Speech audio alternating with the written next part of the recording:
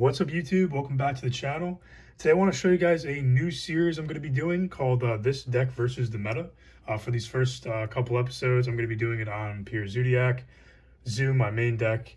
So we're going to start off episode 1, Zodiac versus Tri-Brigade. So I'm pretty much just going to be going over the high impact cards and some stuff that's okay and some stuff that you don't want to be playing when you side games 2 and 3, or if you want to switch up your main deck in order to counteract Tri-Brigade in game 1.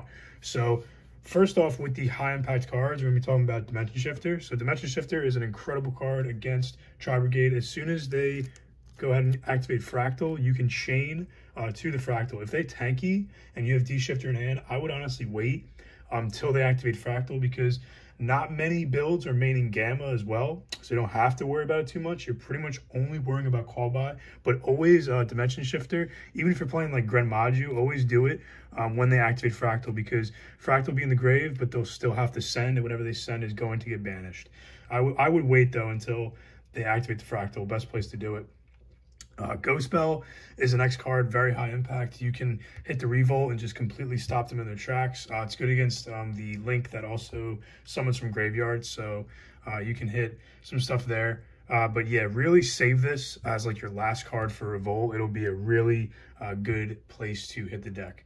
Effect Veiler and Imperm, pretty much self-explanatory. Anytime they have a name on the field after they pay their cost for the effect, always Imperm or Veiler their first name.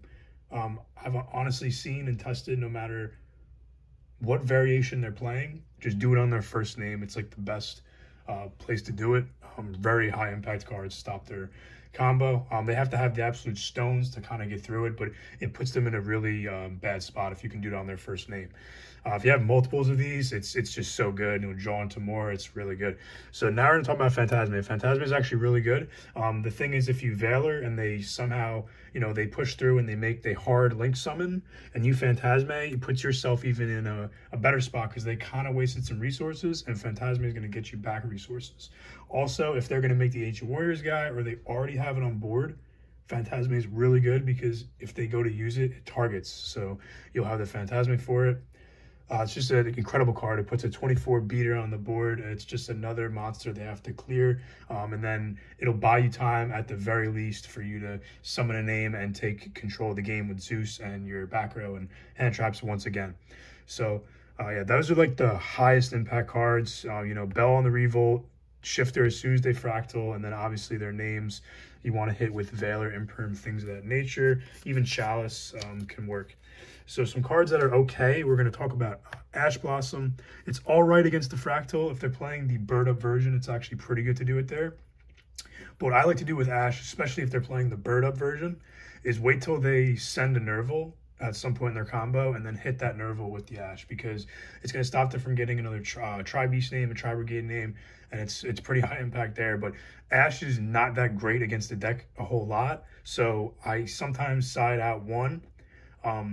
But I would hit Nerval or Fractal. If you don't see any of the other hand traps like Shifter and whatnot, I would Ash those. But the bird up version, I would keep it in at 3, because you can hit the Simorg in the end phase. You can save it for then, or you can hit the Nerval midway through that combo, and it'll benefit you pretty well. Dark Ruler No More is not too good against the regular Tri-Brigade deck. They're going to have the Ancient Warriors guy, but it's really not too big of an issue if you have other cards, or if you can stop them with the high impact hand traps. Dark Ruler, I usually take all 3 out if I know I'm going up against regular Tri-Brigade. Sometimes I'll keep it in, but it just kind of depends on how you're feeling in the matchup. But for the bird up deck, I would keep 3 in at all times. You don't want to be barrier statue locked or have to deal with the Big Bird, Miss Valley negator, so keep that in. But these are just kind of okay. They're not as high impact as the rest. And then obviously stuff that really isn't that good is back row removal, especially Lightning Storm. I mean, these are kind of good at forcing the Revolt, but I'd rather side in a 3rd Ghost Spell. That's why I always side 1 extra. I'd rather have Ghost Spell and these other high impact cards to stop them from getting any advantage than have them set up their board and then have to play with these. I mean, these are okay to have game 1 to kind of force it out in situations, but these are cosmic. That's why I main deck it, because it's good against like Shaddolls and other matchups like that. But these are easy side outs against the deck. That is pretty much everything. Nib is okay against the bird up version. I'd probably end up siding that in. We'll talk about it real quick. Yeah, so almost forgot Nibiru. I would side these in games, 2 and 3 against the bird up version, because you can nib them at a good time and stop them. Yeah, and then if they continue to go and you have Ash or the other high impacts, you can stop them in their tracks as well. But nib is okay against that version. I wouldn't play it against the regular unless you really want to try it out, but I don't recommend it. Other cards like Droll and Crow, obviously Bell's really good. They're not too good, like other back removal is not good, but Macro is a good card to have against them, especially if you suspect you're going to go first, or you are a madman and you're going to want to go first. I would stay away from cards like IO and Anti-Spell. The deck literally plays tanky and Desires. Sometimes you have to deal with Droplet.